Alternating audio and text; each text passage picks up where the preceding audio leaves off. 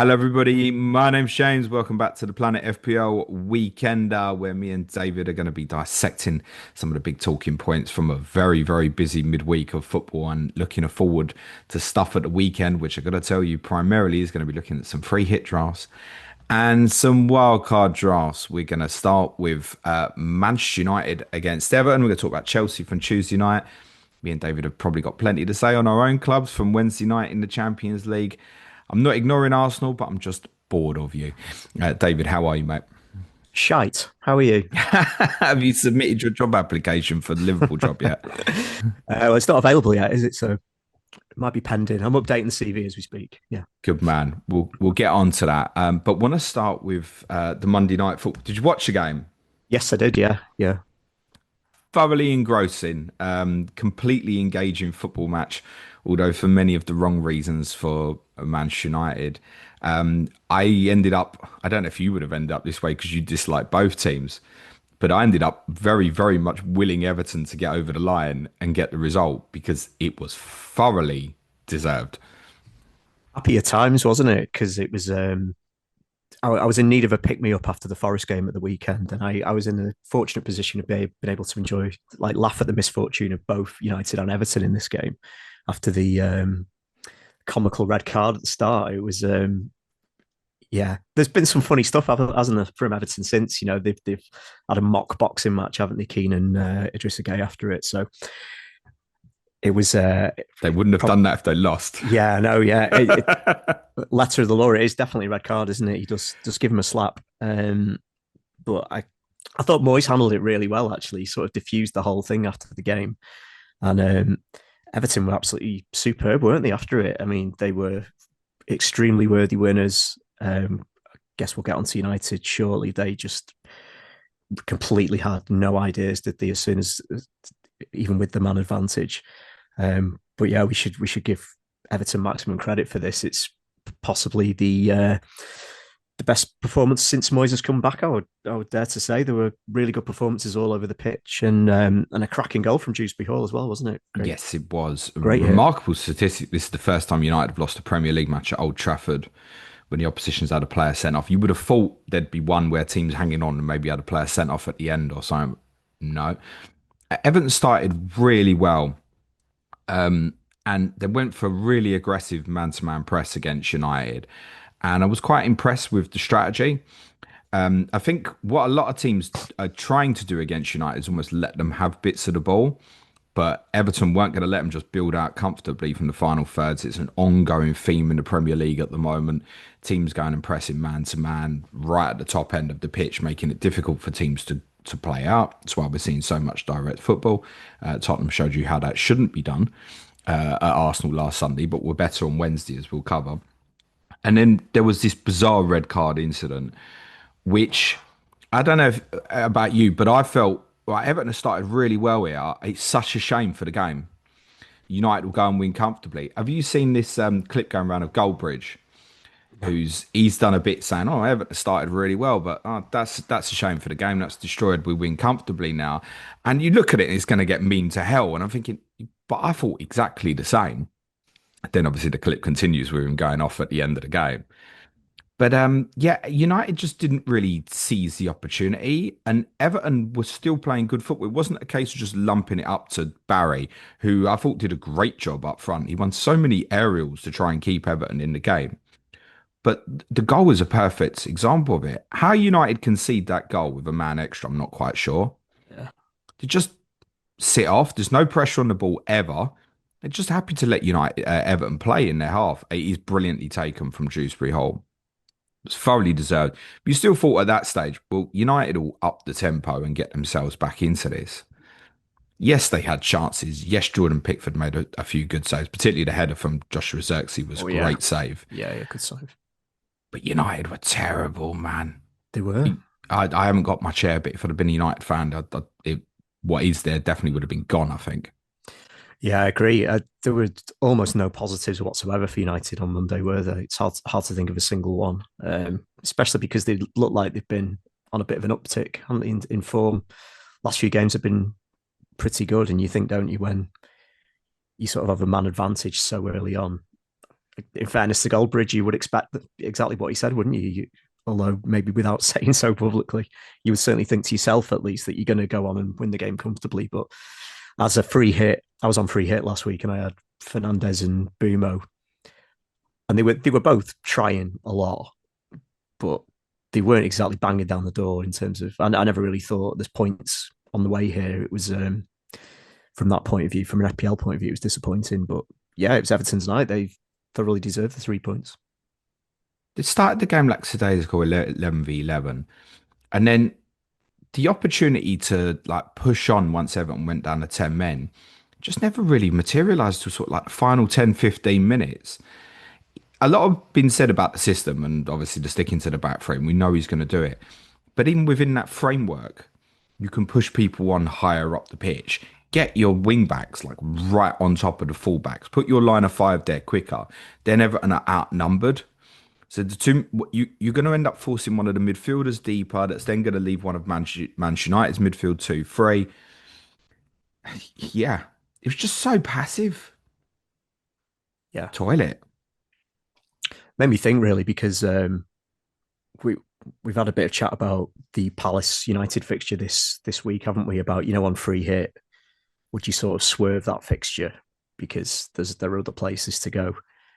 But you watching that on Monday night, you would be put off Palace players, would you? If seeing the sort of performance United served up there. So yeah, I'd kind of inclined to think it was just one of those nights for United. Really, it was they just completely lacked ideas. I know Cunha wasn't available, was he? So they obviously missed him.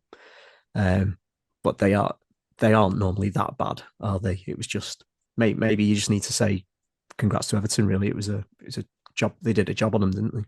Got some great fixtures coming up, Yeah, but are they going to have the quality to break teams down if teams sit in a bit deeper as Everton had earned the right to do once they'd got in front? It's questionable, isn't it? Yeah, yeah, they'd need Cunha back. But yeah, little things like the centre backs being so passive. If you're playing in the back three and they're leaving one up front, you got to push the centre backs on and push them wing backs higher. And it was just so slow to do it in their build up. So yeah, massively disappointing for Manchester United, but great result for Everton. I thought James Garner was outstanding in midfield and Dewsbury Hall did brilliant just to drop in almost seamlessly after the red card. and Dye was good, wasn't he? Grealish good. Illiman and Dyer's a player Yeah, I think the majority of us loved to watch. They also yeah, lost Seamus Coleman so early in the game. I had this vision of Seamus Coleman sitting in a dressing room that quite distraught. He'd played a couple of games for Ireland, hadn't started for Everton for a while, goes off early with a hamstring problem. I had this vision of him sitting in the dressing room and Garner Gay just bouncing in, absolutely losing his shit, and Coleman being like, what's going on here? Here. I want to say I thought the referee, by the way, in the game, Tony Robinson, I thought was outstanding. And we don't often say that. With referees have good games, there's no reason ever to mention it. But I thought he dealt with everything under the circumstances really well. Most of us don't want Garner Gay to be sent off in that situation, but you have to understand it from the referee's perspective. He's seen the slap. He's got no choice whatsoever. So I think it's okay to look at that and go, we'd all like that to be a yellow. I think so anyway. But also know that by law it has to be a red card. And that's where like Neville and Carragher both said that, didn't they? Like they're basically saying to the ref, "Come on, let him off. You shouldn't be sending him off for that." And it's that's ref's got that's no choice. that's really unhelpful, I think, for the perception of referees when people are listening to that. And I agree. In a perfect world, if you were setting the rules, you just say, "Come on, give them a yellow card, or just give them both a Well, even if the bit of a referee didn't do tell." it, VAR is going to, because VAR will be everything by law, he's going to go, you've got to send him off. Yeah, but as you just said, he's doing his job right by sending him off because those are the laws of the game. So yeah, I agree. Yeah, it's important when you see a good refereeing performance to call that out. So yeah, hats off to him. Um, Although they did very well without him on Monday night, Carnegie will be a miss for these next three games. And I think he'll possibly be available for game 16 at Chelsea, then go to AFCON, or he might go earlier. I'm not sure. So Everton possibly without him for circa 8, 9 games or so, Yeah, possibly, which is hadn't realised that. terrible Yeah, timing. yeah, It could mean a deeper role for Dewsbury Hall, but I think it's more likely Irobanham will probably come into the team. Dewsbury Hall stay 10, and Jake O'Brien will likely play at right back in place of Seamus Coleman. Moyes' interview, as you said after the game, was great, wasn't it? I like my players fighting. Yeah. He didn't muck about with it, did he? So brilliant result for Everton. They'll be very expectant against a Newcastle side who are struggling away from home and lost again at Marseille. Third away game in a row where they've gone in front and lost. Yeah, I saw the highlights of this morning in preparation for this. Aubameyang still got it, hasn't he? Looking at the He's actually doing. He's scoring a yeah, lot of goals in League One this year. Yeah, scored a couple. I mean, the goal he scores.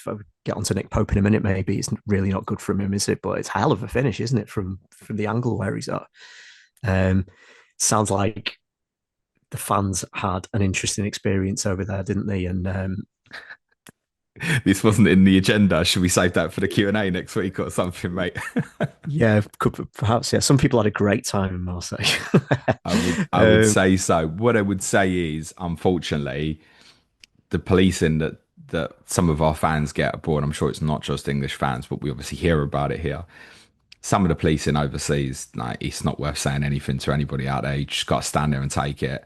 You're treated like cattle away I from think home in Europe. certainly in France as well. Obviously, when we were the Champions League final in Paris a few years ago, it sounds like France in particular, their approach to policing is pretty Having overzealous. stood outside the Stade de France on Wednesday afternoon, and the way it's all fenced off, etc., I can understand why there were problems. Yeah, yeah. I think maybe English clubs need to get together and sort of call this out to UEFA about You ain't trying gonna to tell speed you things ain't up. gonna tell them how to do their policing, though. No, no. Ultimately, Do you see um, that fella climbing up the net? And yes, I have seen that. I've also seen two people in the toilets, which I won't speak about right now. Yeah, sounds like it was an interesting one for Newcastle fans. yeah. Did you see any City Tuesday, by the way? I've seen the highlights. I've seen the goals.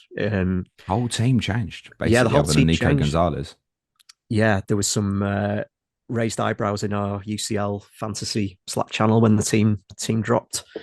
But I think everyone just had him, didn't they? Everyone had Haaland, so it was sort of affected everyone. But yeah, that's what can happen, I guess, if you rotate the whole team, isn't it? It's What didn't proper. make sense about it was Guardiola saying that there are two home games left. What didn't make sense was Guardiola saying before the game, like, win the two home games, probably top eight. Go to Real Madrid next. Mm, You give yourself a real chance, and then go to Bodo in January. That'll be fun. nippy. But I think we both watched Chelsea Tuesday night, didn't we? Oh yeah, they were great, Chelsea, weren't they? Just from, I mean, they win the game 3-0, but they had at least two ruled out, didn't they? Was it three or two? There might have been more lost count. Marginal decisions. Yeah, they just absolutely bullied Barcelona from start to finish. Barca had a good chance, I think, from Ferran Torres in the first half, but can't remember much else. I thought Cucurella was phenomenal against Lamine Yamal. Just Yamal must be glad that Cucurella is from the same country as him. Yeah, Cucurella will know him Yeah, well, obviously. But Cucurella yeah, does tend to defend the best right wingers very well in yeah. terms of 1v1 situations. He's He's a, improved massively. It's difficult to remember now that he was kind of figure of fun first 6 months at Chelsea. He's yeah. really turned it round. He really has. Yeah, yeah. The whole game was just really enjoyable to watch. I mean, Estevao, he's a bit special, isn't he? Don't know whether at any point this season he'll be an FPL option because he's at a nice price, but he's just he's got it, hasn't he? He's swagger about him. He knows he's a really good player. So if you can toy with Barcelona like that, you can probably do it against anyone, can't you? He's yeah, they've got a good one there. Chelsea definitely nice finish from Liam Delap as well in the second half. It was thought he took that really well. Yeah, Yeah, and very Barcelona will good. get done by that so often. If you play into a wide man, like Enzo Fernandez end up in that position on Delap's goal, Delap being in the offside position means if you breach that offside line, you just got to roll it across goal because you're already down on the right side and you're not committing offence by law. So good for Delap because, as I said earlier in the week, I think he really struggled at Burnley last weekend, certainly in terms of some of his decision making. So people forget that now. Yeah, very good performance from Chelsea. It was interesting. I spoke to Gary Mantle, our Chelsea correspondent, on Tuesday afternoon, and he called it spot on. He said, I think that they'll go with Enzo Fernandez as a 10, Esteval, Garnacho, and Neto. He said Neto up front. I hadn't thought about it previously, but it was so obvious. just go for the pace and every angle to try and hurt Barcelona with that high line. And for them, unfortunately, obviously you've got some incredible players. Remember, you've got the likes of Rafinha to bring back into this, for example. But they give everybody a chance. And just look at them and think, if you play Arsenal, for example, they've got to be so perfect defensively. And that high line is fine, right? And a little bit like we've seen a lot with Villa in the Premier League. They do catch teams offside a lot, but if you get it right, gonna And get done. you've got pace. Yeah, yeah, There's never any variance with it for them. It's never like okay, we haven't got pressure on the ball here. We're going to drop the 5-10 yards or something. It's always aggressive all the time. And Chelsea got in so many times and so many marginal calls. And ultimately, Chelsea scored 2 goals that were very, very tight marginal offside calls as well. The second goal was a kind of a laughable mess. Did that count, that one? The first goal, sorry. The Jules Koundé own goal.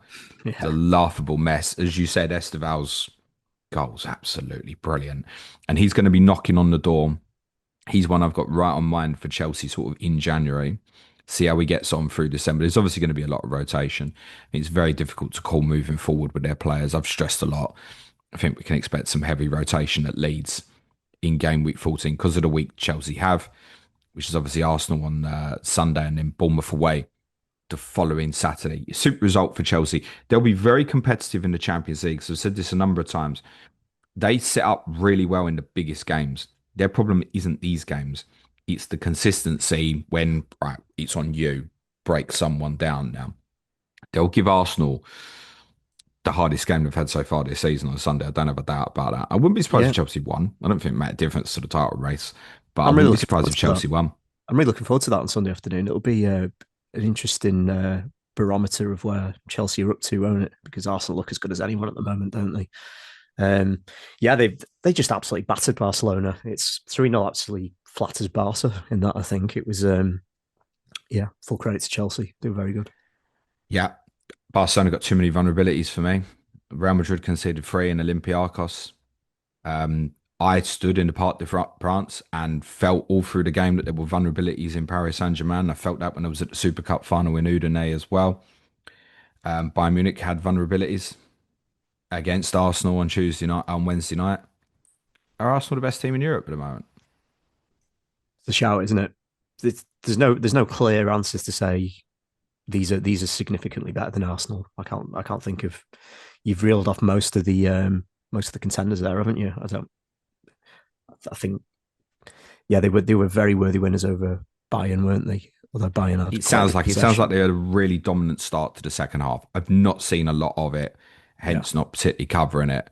They're absolutely flying. And if they go to Chelsea and win Sunday, we are talking over, aren't we? pretty much. Yeah, which is mad to say in early December, but yeah, I City. Look at City's vulnerabilities Tuesday. yeah, I have a feeling it might be a draw on Sunday, which I don't think either team would be unhappy with. Yeah, I said that early in the week. So I don't think Chelsea's ambition this year is to win the league. I'm sure if they win on Sunday, then they're going to sense a potential opportunity. But I think for Chelsea, this season is about being in a position where they start next season and feel they've got a legitimate chance of really challenging next season. And I think Enzo Maresca's building something pretty strong there. But I think you will continue to have inconsistencies with them because they are a young team, because they don't have a number 9 that I think you can look at the moment. I think it's going to get you 20 plus goals. A little bit of destabilisation in terms of the centre back pairings quite often, although I think Chalobah and Fofana now is kind of locked as big games like this, they're going to be play. I'd be amazed if it's not them two at Arsenal, but then they're not going to chance Fofana, Arsenal, Leeds, and Bournemouth, for example.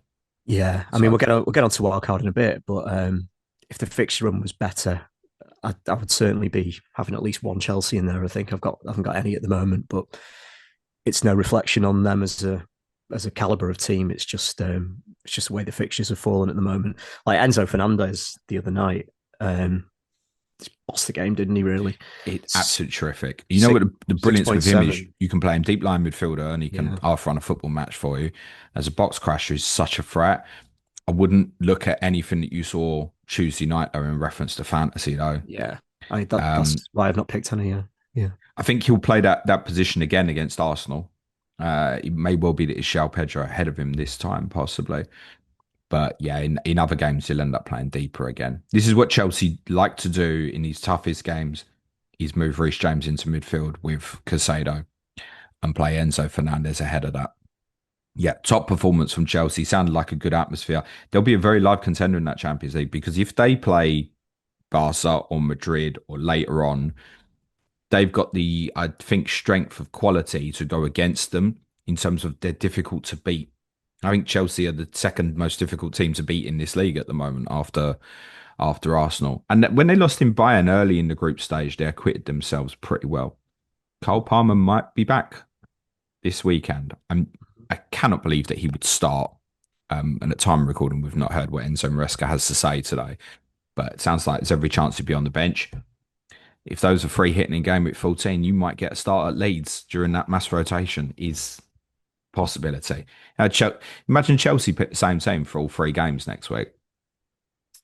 They won't, though, will they? No, no, No. they won't. As said, I was in Paris Wednesday night and got treated to a wonderful performance from Vitinha. He's not bad in midfield, and they're obviously a very, very good football team. I feel much better about Tottenham than I did earlier in the week. Um, and there was a few kind of calls once the lineup come out as Frank dropped a load of people here because of underperformance at Arsenal. I think he knew that this is how we'd want to play against PSG. I said weeks ago, I think he'll go back five at Arsenal and back four at PSG on the read that Enrique will think he's definitely going back five against me because this is what he did in the Super Cup final, then did it at Arsenal. So I always thought he was probably try and get a one up there. And actually, Frank deserves a huge amount of credit for the setup because it gave PSG a lot of problems. And everything you saw from Tottenham in terms of their inability to go and close space, press man to man, it was all there in Paris. And the way they got round it was by picking essentially a 4-2-2-2, which just essentially had Bergval and Sarr tucking off in deep block phases to cover in with the fullbacks. But it was the opposite to the Arsenal game, where obviously we overloaded to wide areas and gave up so much space in central areas. This was the opposite. It was you're going to have to go wide. I know ultimately that Vitinha scored a couple of special goals from central positions, but they weren't going to allow PSG to just build out from the back. Tottenham were really aggressive off the ball. It was off the ball in terms of the system was different, but the mentality was very similar to what they showed at Manchester City in game week 2, where you saw things like Van der Ven going and pressing like all the way in, like deep against the Haaland, for example. If he dropped off short, there was no just retreating. They were aggressive about it. And actually give PSG a real tactical problem because Gray essentially played alongside Bentancur, Bergvall slightly to the left, Sarr slightly to the right. And the three of them went in front of Bentancur and pressed man to man against PSG's midfield three. So PSG couldn't really play through them. It meant Bentancur was spare. And PSG, because we played with a proper front two of Richarlison and Mwane, the outballs all the time for PSG were only to the fullbacks. Every time they wanted to come in field, it was shut down. I have to say, I was standing in the away end thinking, well, he's got to shove Zaire Emery inverted into midfield. And he seemed very reluctant to do it. Once he did it, it gave Tottenham a problem because now you've got Zaire Emery going in there. Right, I can pick it up off the centre backs. Who's going to him? And then they started pulling us apart once Enrique did that. But it took a long time for that to happen. And at least Tottenham showed a bit of guts and a bit of balls. And I hope the fact they got applauded off at the end of the game, even though they lost, the difference between that and Sunday, I hope all the players and the staff realise that bravery is the way forward. First goal was great, wasn't it? The Richarlison goal, really well worked. Yeah, and the two young boys, Bergvall and Gray, like big part of that, yeah. Yeah, yeah. Do you think they'll feature a bit more now then with how they played on? It felt like when the team lineup came up, it felt a bit like, oh my God, what have you done throwing particularly Archie Gray Yeah, into this sort of setup? He acquitted himself very well. I think he's going to do better in games where we have less of the ball. Again, as I've said for several weeks, Frank's got to get away from this Paulinho Bentancur pairing. As soon as it's just one of them, it looks better. So Paulinho, I presume, plays against Fulham tomorrow. That's fine. I don't want to see Rodrigo Bentancur on the pitch in that case. It's also much better with Pape Sarr's energy. Just yeah. it brings a real freshness and energy to the team with his ball carrying and his ability to get back into position if he's high as well. Both the front two played really well, by the way. But Richarlison, again, it's like the uglier the game, the more you get out of him. And Mwani, again, showed glimpses that there's a real player there. There is a I, player there. I Yeah. think for those who want to free hit this week, that Mwani will probably start. I have nowhere near enough confidence to advise for that. You may have heard on COTC us mentioning Brennan Johnson earlier in the week. Well, the fact that Mohamed Kudus didn't start in Paris means that you can't really go down that route either. So I would assume that if Johnson did play, it'd be off the left, but Odobert also didn't start. And Odobert has this really nice relationship with Destiny Udogie on the left-hand side, and Destiny Udogie was left out in midweek. So if you ask me right now, I don't think Johnson starts, but it's complicated and it's probably just avoidable from a Tottenham perspective, unless you're having something that sits on the bench, Yeah. like a Danso van der Ven. Romero's obviously suspended tomorrow. Much better. We've all criticised Frank a lot this week. None of us would have set up that way tactically. And for sort of a good 50 minutes or so, it really worked. I wasn't in the ground when we were ahead thinking we can't win this. Yeah. He said something, didn't he, after the game about this is much more of what I want to see, which is good to hear, isn't it? You know, about the team with heart and soul, which there was none of that at the Emirates, was there, at the weekend? So Nah. yeah. Nah. PSG are worlds better than us. No one's expecting to go there and get a result. None of us were. But to go there, yeah, that's what I said on Monday. Give me something from Sunday. It's like, well, we put the effort in early on and Arsenal were too good for us. You couldn't do any of that. I could on Wednesday night. I could say they all went out there. They all give it everything. They played some nice stuff in the moments we had it, like the first goal. And there were other wasted opportunities as well, which you won't have seen, David, where final pass on the counter in the first half just got it wrong. So, yeah, much happy with that on Wednesday. But that's now got to translate into tomorrow. Same thing, aggression off the ball. Frank has said they're going to do it. They're going to go and be aggressive. They're going to go and go out to try and win the game, make it difficult. He's right to acknowledge Fulham aren't going to make it easy for us to do it, but they've got to get the crowd on side. Tomorrow's massive because if we don't win tomorrow night and the performance is shite, Wednesday's forgotten. Can't be often, can it, And that you they built some credit back from Wednesday. yeah, it can't be often that you spend hundreds of pounds going to another country, watch your team ship 5 goals, and you say that was a lot better actually. But Yeah, isn't it? You take these. James just still conceded 5. No, I know, absolutely. some of the goals were fantastic from PSG, weren't they? Like, it wasn't really woeful stuff from Tottenham, was it? There were some great hits. I mean, Vitinha scored 2 goals from no centro. They weren't popping off like loads of efforts in that central area, and it wasn't like space there, like say Eze had on Sunday. The third goal is like a what the hell moment where Romero plays into Sarr, and if you get pinched there, you're in so much trouble. What didn't help Romero was he had a player behind him, so he couldn't think, well, okay, that's not on. I'll go back to the keeper. What he should have done was think one into the front. So, all right, fine. I forgive the mistakes. Do you know what I mean? Romero's not intentionally give the ball away there. Sarr's not intentionally got caught, and they're trying to play. So the mistakes you can forgive. It's all the basics that you ask for have got to be there first and foremost. The fourth goal from the set play is really disappointing. And then Mwani scores this great little goal to make it 4-3. And you felt like there was still a chance at that point, and then penalties given, games taken away from us. I don't even know if I've ever seen Vicario dive the right way for a penalty, by the way. Never mind fucking save one. Someone can do the stats for me on that. Yeah. Toilet at penalties. Yeah, much better Wednesday. Pretty happy with that. Confident of hopefully doing the business tomorrow night is important as well. Not just in terms of the psychological. Then we go to Newcastle Tuesday.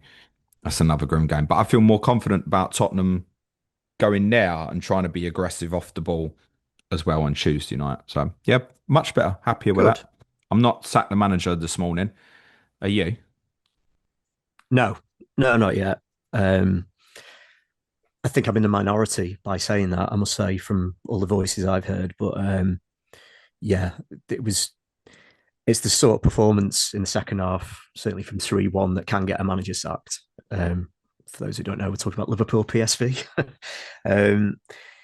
It was pretty bad stuff again. I'm not saying he's in last chance saloon, but he's probably outside the doors if he isn't. It's yeah. Again, we started okay. A decent first half display. We conceded first again with a truly bizarre bit of stuff from Virgil. What's he doing? I think he's appealing for a push. He's putting his hand up like that, and the ball's just hit him. It's just a clear penalty. That's where you have to sort of sympathise with Slot, because I mean he's not telling his No, defenders that's to do true. that. Then we do actually get we do actually respond and equalise with Dom Szoboszlai, who is one of the only players at the club who can look himself in the mirror at the moment. He's been outstanding throughout. Clearly gives a shit. So yeah, got back into it. And again, we're sort of creating chances a bit similar to the Forest game on Saturday. Could have scored another one. Coulda, woulda, shoulda. We didn't. And then, yeah, second half, we just fell apart again. PSV. Average teams are just carving us open on our own patch at the moment. And that's where you have to say Slot has to do so much better. But you look at Ibu Kanate and he sort of symbolises all of the things that are going wrong at the moment.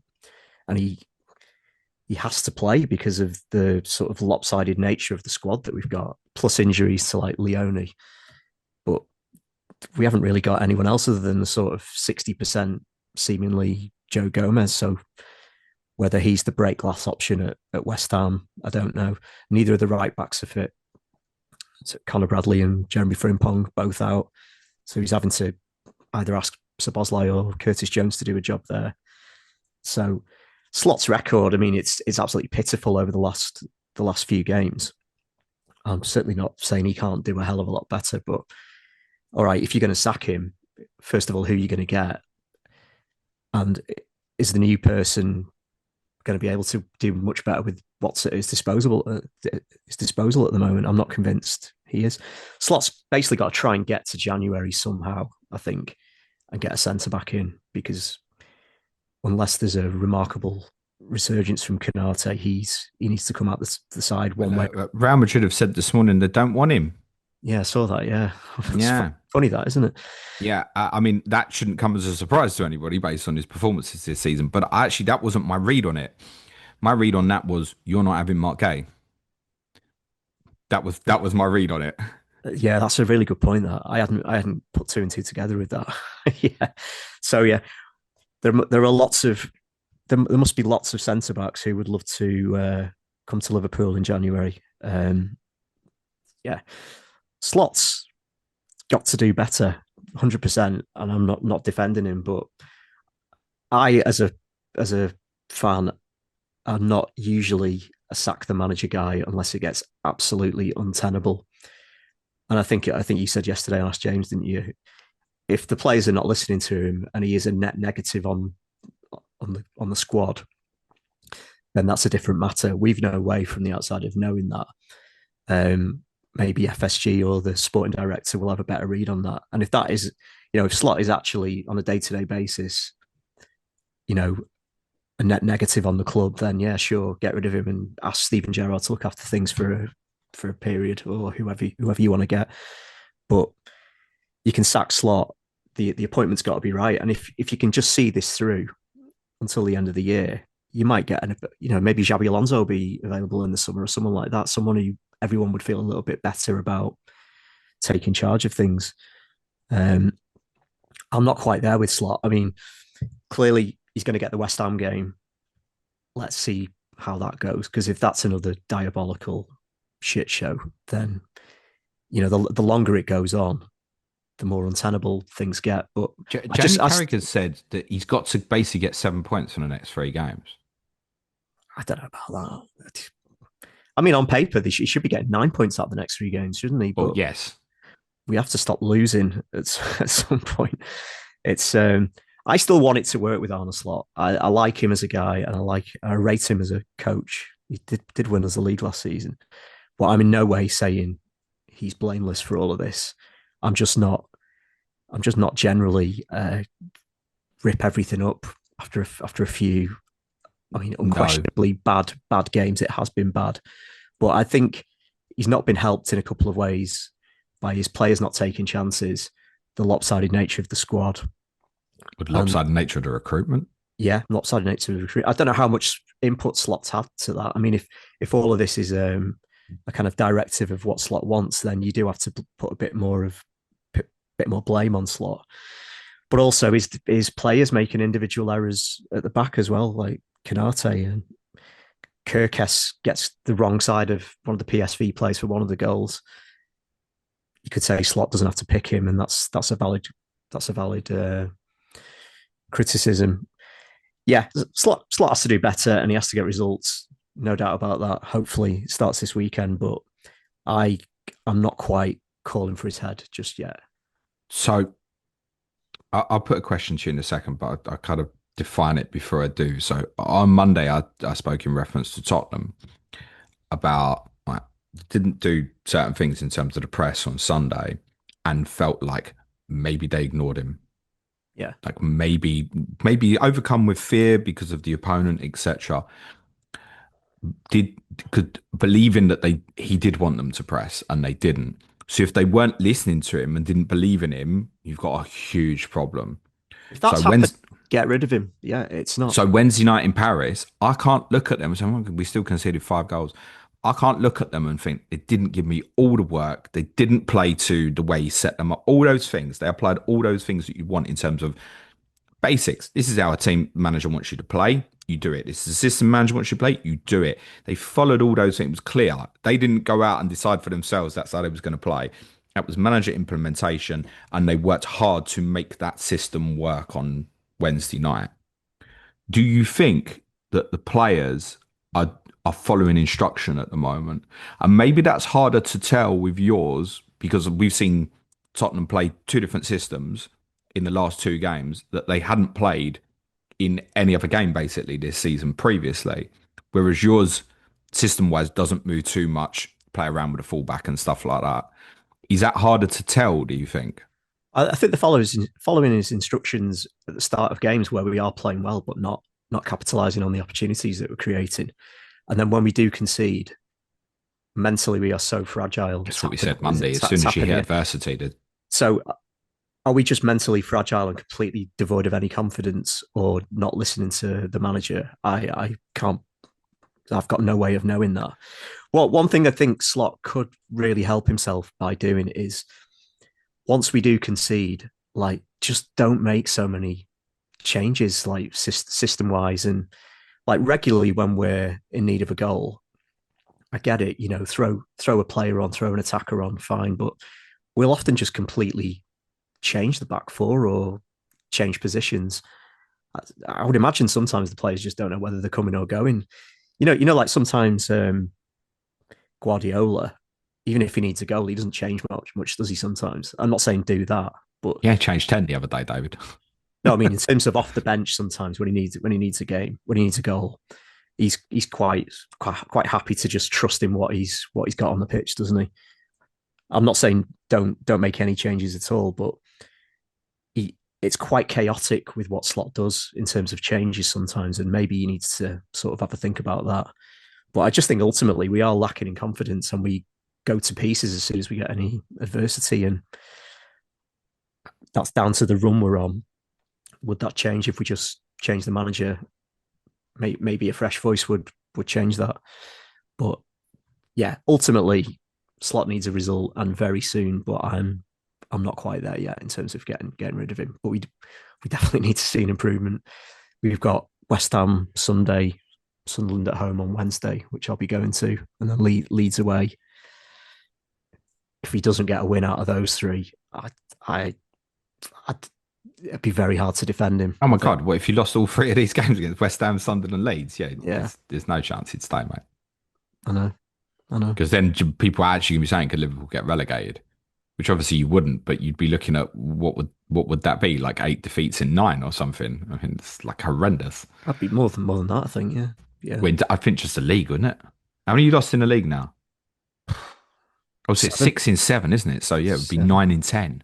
Like, it can't happen. It's bad when you lose count, isn't it? I don't think you could have handpicked these fixtures much better over this week or so. I think the smart play on Sunday would be, where possible, let West Ham have it. We've spoken about concerns about your press. Let West Ham have it. Let them trip themselves up. Let them play into midfield and then hunt them in there. Sunderland, I think, away from home, have not shown I'm gonna be critical of them because they've done incredible, but have not shown much scoring potential in many of their games. I know they won at Chelsea, but a lot of that come from a really good defensive display. You'll have plenty of time on the ball in that one. Leeds, atmosphere will be strong. Go there. I don't want to say survive the opening 20 minutes. You should be better than that, but they're not happy at the moment. There's lots of speculation, by the way, within the Leeds community that Daniel Farke is effectively he's done and they're waiting on a work permit for a new manager, is the rumour that's been going round. We don't know who that is. I would suggest it's probably not Marcelo Bielsa. But that's the rumor that's going around. Is pretty much I've been saying this for weeks. Leeds will change at some point. When it's now looking like any day. Dead man Actually, there's walking. potential change on that one. So you're right, and I guess that's why Jamie Carragher's saying you've got to take at least 7 points from the next three. Okay, you might slip, draw at West Ham or draw at Leeds, but win the other two. If you were going for the title, you'd be looking at this week thinking, got to take 9 points. Yeah, of course, yeah. And No actually, argument for there. any team that's in contention for Champions League place, be looking at the same three fixtures going, well, it's got to be a minimum 2 points per game, as in six, and probably, yeah, minimum seven, realistically.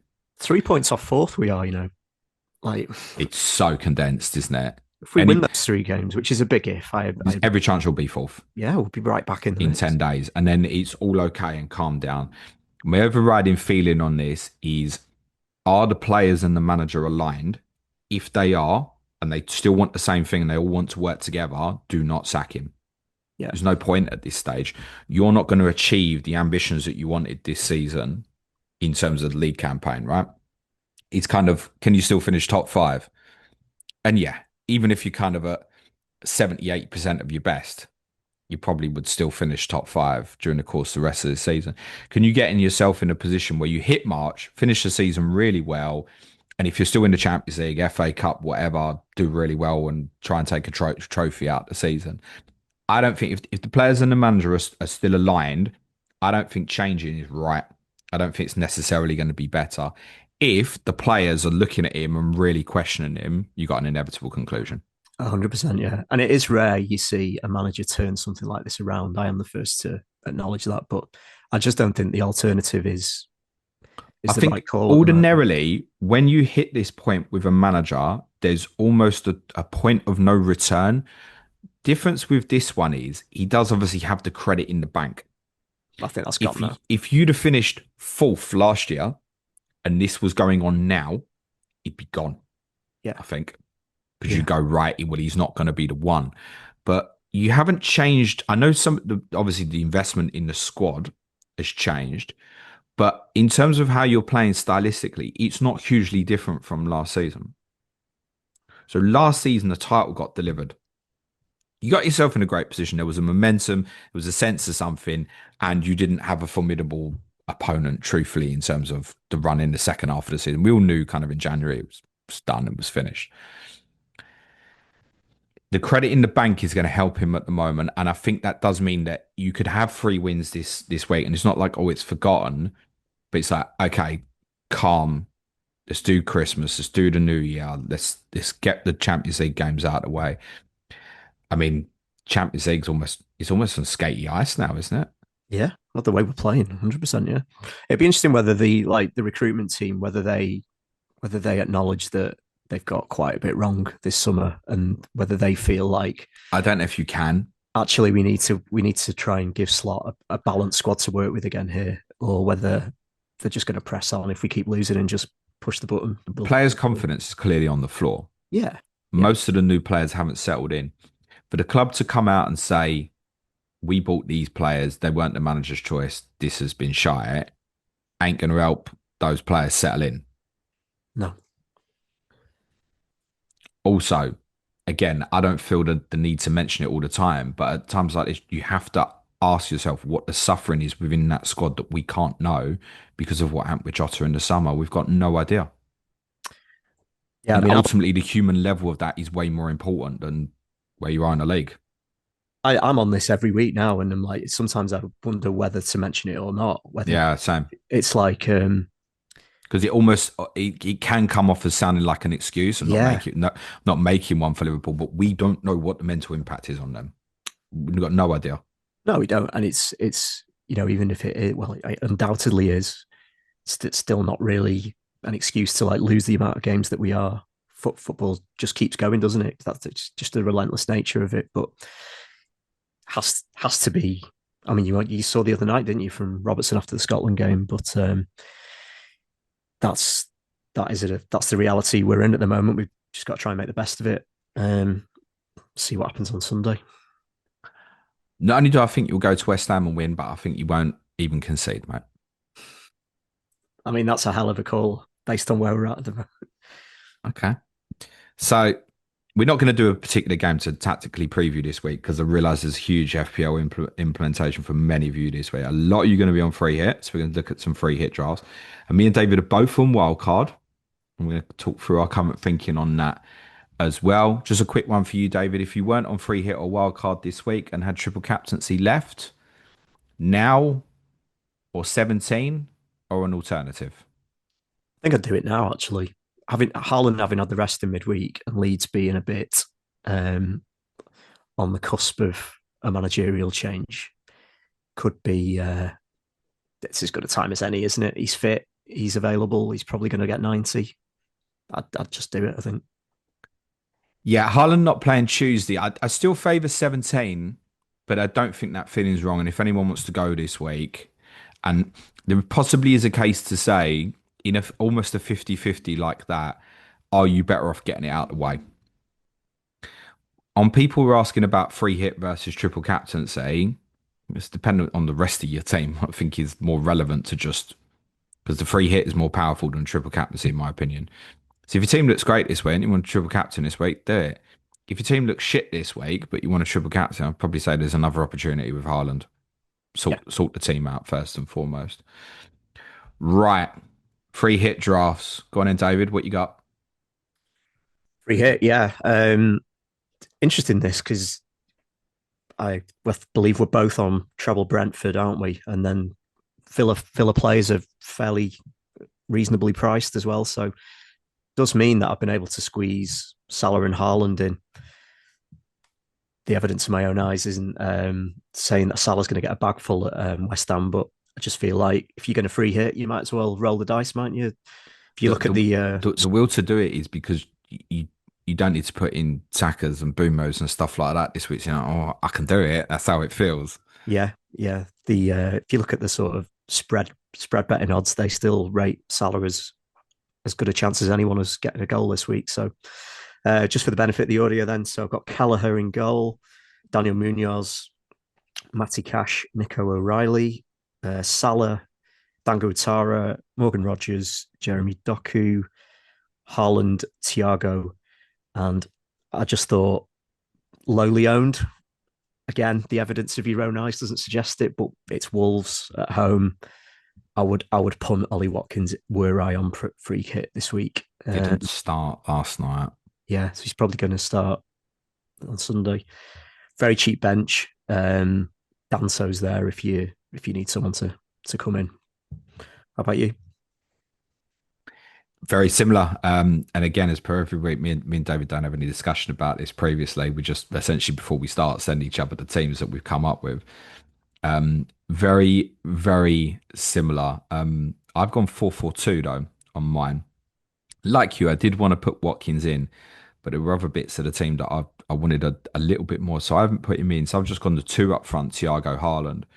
Same midfield four as you, Salah, Utara, Rogers, Doku. At the back, Munoz the same as you, Nico Riley same as you. So we're kind of in agreement that the same three City. Difference with Brentford, I've done to your Kelleher, I've gone Vandenberg. And because Liverpool have been so good recently, I don't just say shit, I'll stand by it. I've put Virgil van Dijk in. Fair play. David's looking at me like I've lost my fucking mind. Yeah, wouldn't be for me. I find a clean sheet almost impossible at this stage, but maybe we'll get our shit together. You never know. He could get a goal as well. I mean, West Ham have been ropey on. There's always the chance, isn't there? There is always the chance. Yeah, He hit the bar on he Wednesday night. did. Yeah. Free hits. I'm a chase the guy that might hit me the 15, 17 pointer. And Virgil van Dijk is as likely as any defender this week to knock that out. So this is the interesting aspect of this, just as a quick debate. Nico Riley's going to be in a lot of free hit teams, or if he's not, people prefer Nunes, whatever. But if I said to you now, someone's getting 17 points this weekend, it's going to be Nico Riley or Virgil van Dijk. Who are you saying? Probably Van Dijk. Yeah. Right. O'Reilly Well, cheap, isn't that's it? the way I'd be doing it Yeah. personally. I hope you're right because I've got Van Dijk in my actual team. But yeah, didn't go with him, unfortunately. Yeah, he's not going for me. I'm sorry. These fixtures are too good, as shite as you've been. What I'd done a little differently to you, and it's probably why I didn't put Watkins in. I wanted just a little bit better cover on the bench, just in case what we think with City. And kind of feels like I saw Luke this FPL say yesterday, my nan could predict the City team this week. And I thought, yeah, we probably all think the same team. Like everyone comes back into the team who didn't play Tuesday, but that could be wrong. Ultimately, I've got another game at Fulham on Tuesday, which will be a bigger test. I just wanted a bit better cover on the bench. So I've actually got Matty Cash as first sub. I've got Keenan Dewsbury Hall there as well. And I've got Krupi as my last sub. So that's part way I didn't end up with Watkins. Plus, I wanted Virgil van Dijk in there, ultimately. So it does look like for many people on free hit this week, it will be treble City, and that's going to be the most popular treble up, clearly. Two or three from Brentford and Villa. Bit of Palace, maybe. If you're on like a Munoz, it's a hard player to let go. If people still want to go with like a Timber or something at the back, it's perfectly understandable. And I think most on free hit will put Mo in. Yeah, I would definitely. Yeah, it's definitely doable with the treble Brentford, isn't it? You can freeze up a lot of cash. Yeah, and obviously if you don't go Watkins, if you went double Villa defence or just do what I've done and gone with a two and then you go to treble Brentford, yeah, it does become quite easy to put in. If you think about it, most expensive player on my draft, bar Haaland Salah, is in the 6.5 range.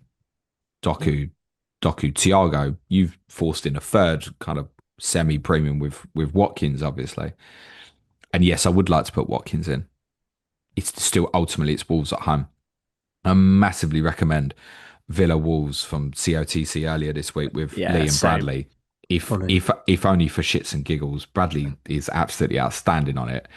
In terms of his bantering of his own football club, he's real about it, and I hope that they turn it around a little bit under Rob Edwards. You can also catch up on Tottenham Fulham with Ricky and Lewis from earlier this week, but obviously bear in mind that was recorded prior to Tottenham's performance in Paris, and I'm sure even Ricky feels a little bit better about Tottenham this morning.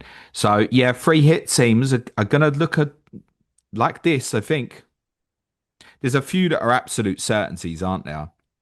Rogers, Thiago. There's a Yeah. few certainties in there. I think in nearly every free hit team. Haaland might just about scrape his way into people's teams as well. Right, wild card. We're both on it. Hmm. So explain. We've kind of gone with different strategies here, but got the same players basically. Yeah. This isn't quite locked in, but it's what I like at the moment. The one I want to get in, maybe, but it's just the fixtures aren't great. Is just Eze at the moment. You know, like just watching him at the moment, like he's like taking the piss out of Bayern Munich on Tuesday night. It's like he probably is underpriced, isn't he? Because he's got his Crystal Palace price from the start of the season. He just looks like such an important player already for Arsenal. But the reason he isn't in is because they've got Chelsea away and Villa away in the next three, and we're in sort of punt season, aren't we, with the AFCON transfers? Odegaard could easily start against Brentford, couldn't he? Yeah. So And what's also the impact of Odegaard being back? And is the intention to move Eze out wider? Now you've mm, got Madueke and Martinelli both back as well. There are concerns. he's just fantastic, though. Yeah, I mean, don't need to tell you that.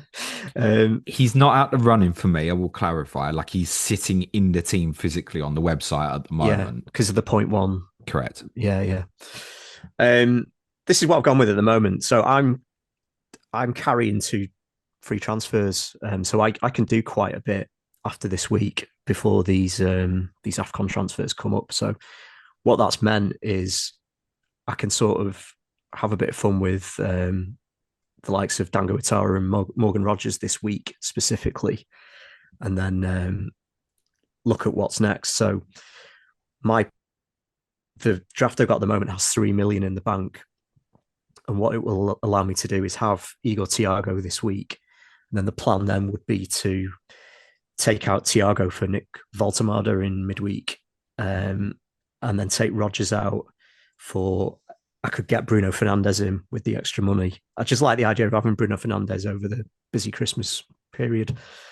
United then run into West Ham at home and Wolves away, um, before the transfers get topped up. So, for the benefit of the audio, what I've got at the moment is I've gone with Verbruggen and Dubravka as the two keepers. I do. It's cheap and it's a decent rotation, isn't it? I just don't think too much about that. I've not got massively high expectations from it, but Brighton have improved defensively, I'd say, over the last few weeks. The five defenders we've got are Munoz, Virgil van Dijk, Nico O'Reilly, Jurien Timber, who I did have up a little bit on value with him, and Esteve, 3.9 defender.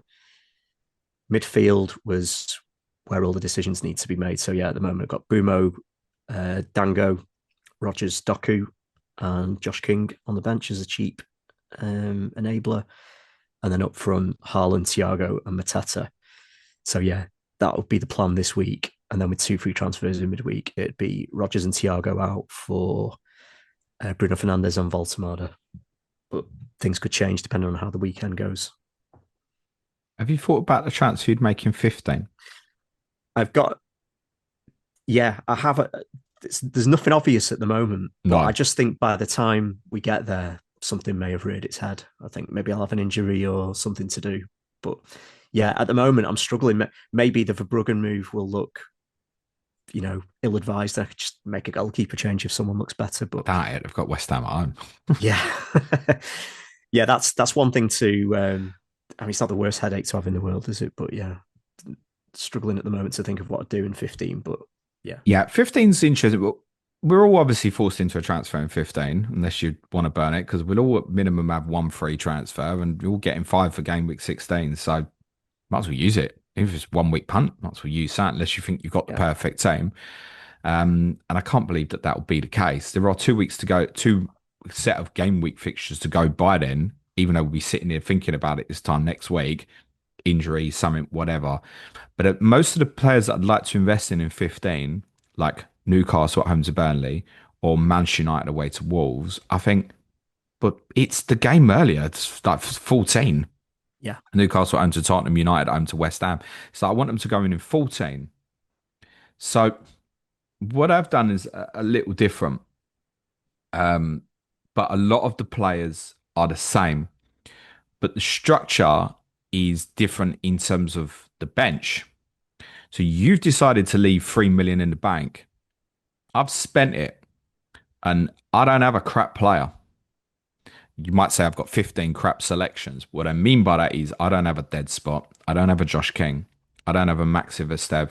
I decided about a month ago that I didn't want to thin it out. I thought I'd get here and be like, yeah, Twanzebe, Bijol, King, Dubravka, thank you very much. And I will have 11. And the closer it got, the more I felt like that needed to be one. Then I came to a conclusion earlier in the week that I wanted it to be at least two and then just have a King or an Estev, just one. You're always third sub every week. And I kind of come to the conclusion this week that I didn't want any. And it was more looking about moving parts within the team where I can take Brentford players and not worry about midweek away to Arsenal and I can bench it and keep it. Difference for me as well is I've only got one free transfer coming into this. And there's obviously players that I want to target in 14. Hence having a few players that I've got in now who I'd like to use in 14. They're there on the bench now. So similarities in terms of my setup to yours. For Bruggen and Dubravka, same. I don't think that'll change. same. Munoz, Virgil van Dijk, Nico O'Reilly, same. I don't think that will change. During Timber, I'm up 0.3. It's staying. The questionable one for me at the moment is Malik Chow of Newcastle. who that's what I've got sitting as third sub this week. I want him for them two home games. I also really like their fixture run after 18 again. I think it's a really nice spell there. 19 to 22. They played the three promoted sides over that period. He will pick up the odd DEFCON. I think he's the most secure player in that team. If that's wrong, it doesn't matter because I've got plenty of cover here. Midfield is very similar to yours. So Bumo, Doku, Rogers. Um, Highly likely going in. Doku's a certainty. Bumo isn't, but Bumo only wouldn't be if I pretty much deemed that I want to go Eze and set something else to buy Bumo in midweek. Yeah. I've gone Sade over Utara. The reason I've gone Sade over Utara is essentially Utara's going to go to AFCON. I think he probably will play 16 because they don't play, Burkina Faso don't play their first AFCON game until Christmas Eve. But whichever Brentford one I have there, I want for 16 and 17. And I can see me buying Sade therefore in 17, and I've potentially missed the leads at home. So I see him as a longer term play, possibly even right up to sort of game week 21. I'm even looking at the moment, could be a great holder for Esteval, Neto, something like that, as and when Chelsea come into great fixtures in January after they go to the Etihad. You've liked Sharda for ages, haven't you? You've Yeah, I think he's been a fan. overpriced, Yeah. by the way. There's so many good options at cheaper than him. He's difficult to put in.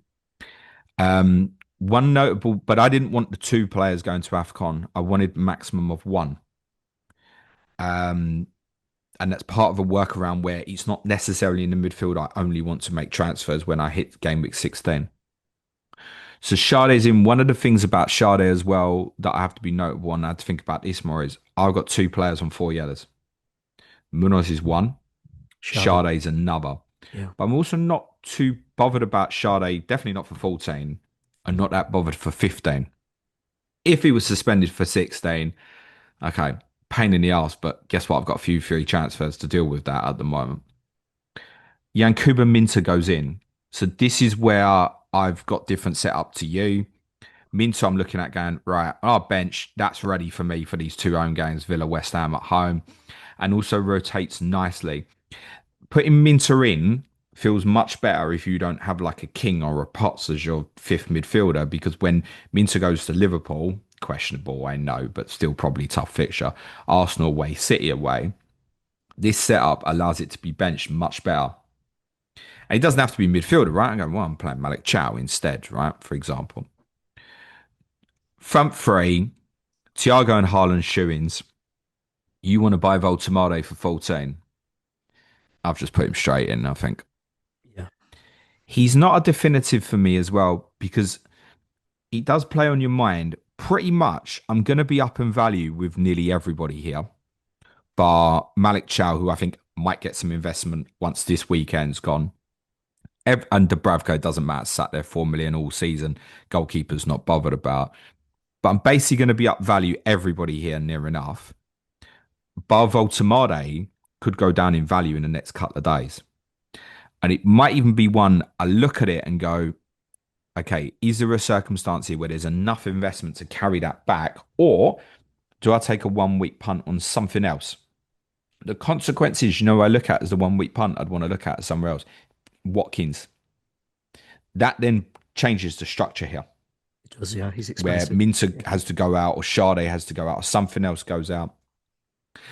I feel with these midfielders, Rogers, Doku, Sade, Minter, I'm not convinced on any of them. But I'm not convinced I want to be paying more for others either. There is a circumstance here where Eze is playing Chelsea away, Villa away. That's his two starts in the next four. It's a possibility.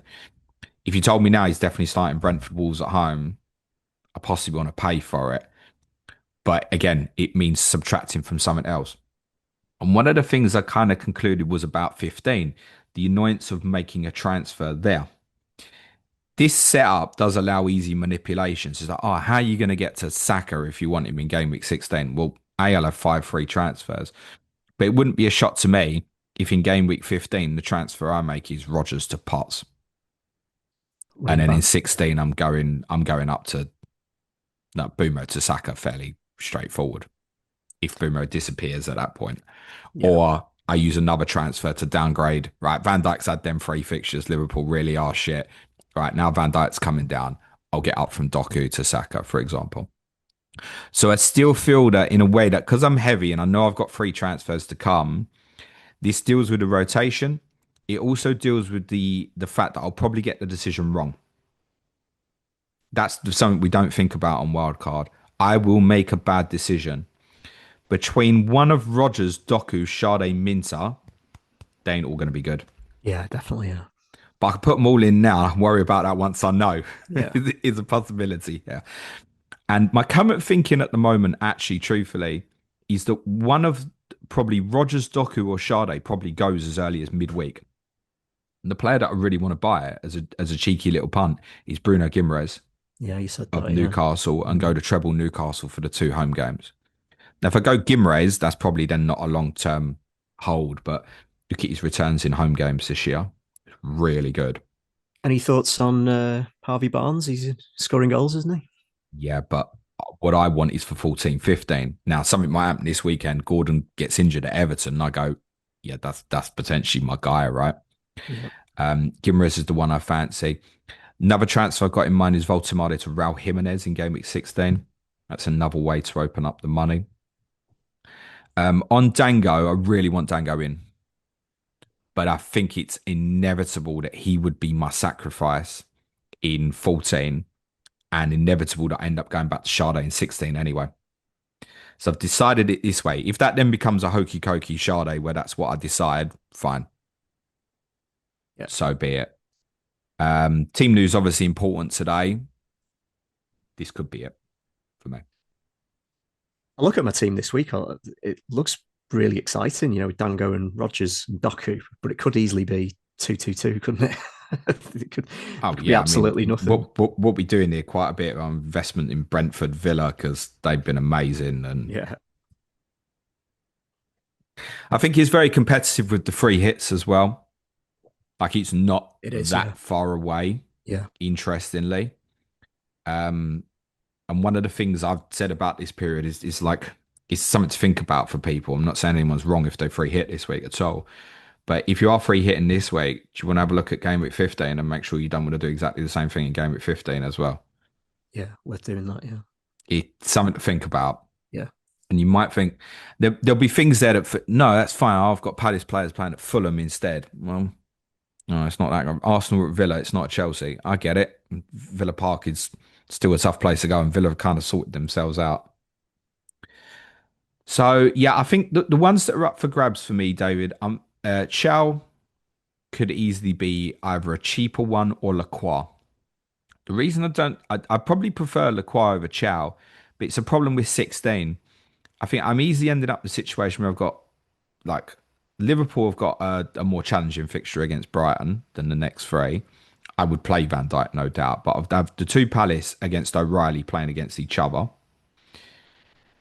and Timber could easily be rotated for Wolves at home 16. I think that would be the biggest one in terms of rotation for Arsenal. Is probably game week 16.